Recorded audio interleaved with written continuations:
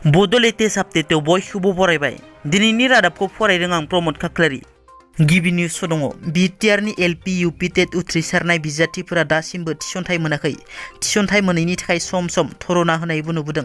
बिटिआरनि एलपि इउपि टेट उथ्रिसारनाय बिजाथिफोरा गावसोरखौ फरायसालिनि लांदां जानाय मासिफोराव फोरोंगिरि महरै थिसननांगौनि थाखाय थांनाय माखासे दाननिफ्रायनो दाबि दैखांबोगासिनो। बिनि सायाव बिटिआरनि गाहाय प्रमद बर' बिथाङा खुगा बेखेवनानै बुङोदि सिटेटनि सायाव केस थिसननायनि जाहोनाव थिसनथाइ बिलाइखौ होनो हायाखै। केस थिसननायखौ बोखारब्लासो थिसनथाइ बिलाइखौ होनो हागोन होनना बुंथियो। आसाम नाङै जुब जुब अखा हानायजों रायजोनि गुबुन गुबुन जिल्लायाव न' बां लोमसावनायजों लोगोसे दाउ अमा मोसौ आरो मानसिनि जिउ खहा जादों। आसामाव दैबानाजों मानसिनि जिउ खहा जानाय अनजिमाया 124सिम मोनहैबाय। मैया रबिबाराव आसामाव दैबानाजों 6 सुबुंनि जिउ गोमानायजों जिउ गोमानाय सुबुंनि अनजिमाया 124सिम मोनहैबाय। मैया 6 सुबुंनि जिउ गोमानायनि गेजेराव 2आ उन्दै गथ'सा। मैया नगावआव दैबानाजों 4 सुबुंनि जिउ गोमायो। हजाइ जिल्लानि दबकायाव सासे आरो काछार जिल्लानि सिलचराव सासेनि जिउ गोमायो। बिटिसिनि बारग' गाहाय हाग्रामा महिलारिनि बिबुंथि। हाग्रामा महिलारि बिथाङा बुङोदि शंकर बसुमतारिया कक्लाबारि बियापाव BPF हानजाया जोनोम जानायनिफ्रायनो खामानि मावबोगासिनो दं। शंकर बसुमतारि बिथाङा थांनाय 17 बोसोरनिफ्रायनो कक्लाबारि बियापाव गुबुन गुबुन हारिनि सुबुंफोरनोबो गोबां हाबा मावना होबोदों। शंकर बसुमतारिखौ सिनायिया रावबो गैया, बेनिखायनो गुबुन गुबुन हारि माहारिनि गोबां भट मोनना देरहागोन होनना।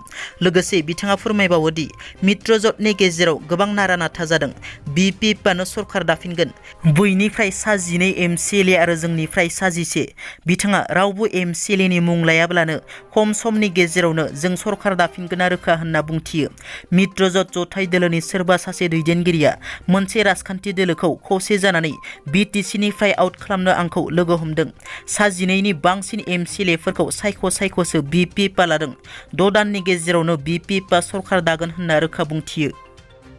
बारग' NDP जि बिदायनि बाख्नायथाव हाबा।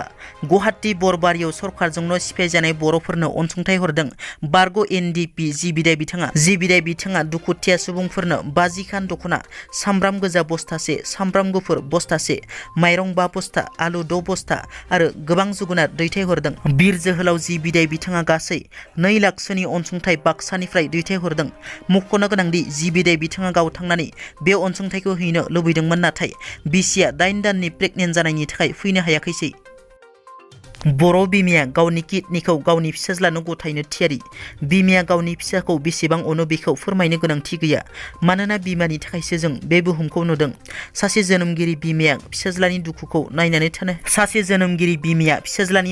नायनानै थानो हायैनि गावनि किडनिखौ गथायसिगोन। तामुलपुर जिल्लानि सिङाव थानाय सन्तला गामिनि थागिबि नन्दे दैमारि आरो रिनु दैमारिनि फिसाज्ला नरमिन दैमारिया थांनाय 2019 मायथाइनिफ्रायनो किडनि डेमेज जानानै दं। बे किडनि डेमेज जानायनि थाखायनो डायलिसिस खालामनो गोनां जाबाय थादों। नखरनि हा-हु सना रुफा फाननानै नारायणा सुपार स्पेसियेलिटि देहा फाहामसालियाव फाहामथाय लागासिनो दंमोन, नाथाय दुखुनांथाव नखरनि हा-हु फाननानै फाहामथाय होसेयावबो किडनि डेमेजखौ फाहामनो हायाखैसै। जोबथारनायाव बिमाया गावनि मोनसे किडनिखौ गावनि फिसाज्लानो होनायनि थांखि लायो आरो बिमानि किडनिखौ फिसाज्लानो फैगौ जुन दाननि 5 खालाराव होनाय जासिगोन। बे किडनिखौ सोलायनो थाखाय 12 लाखनि गोनांथि जानानै फैदों। बेनिखायनो बिटिआर सरकार, रायजो राजा, बुंथिगिरि बिस्वजित दैमारिनिसिम नखरा मदद नागिरदों। दिनैनि रादाबा एसेनोसै। नोंथांमोना जुदि आंनि चेनेलखौ दासिमबो साबस्क्राइब खालामाखै, अन्नानै साबस्क्राइब खालाम। गोजोन्थों।